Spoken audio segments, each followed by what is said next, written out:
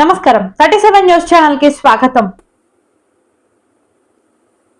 సామాజిక సమత సంకల్పానికి బస్సులో బయలుదేరుతున్న ప్రజానికాన్ని పంపుతున్న స్థానిక ఎంపీడీఓ టి అనూహ్య, ఏవో శ్రీనివాస్ చంద్ తదితర సిబ్బంది.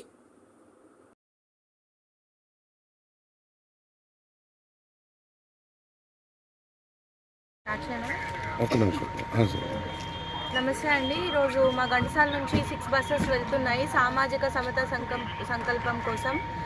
అక్కడ డాక్టర్ అంబేద్కర్ గారి స్టాచ్యూ ఆవిష్కరణ కోసం మా మండలం నుంచి సుమారు ఒక 350 మంది ప్రజలు ఇక్కడ నుంచి వెళ్తున్నారు. స్టాఫ్ కూడా వెళ్తున్నారు.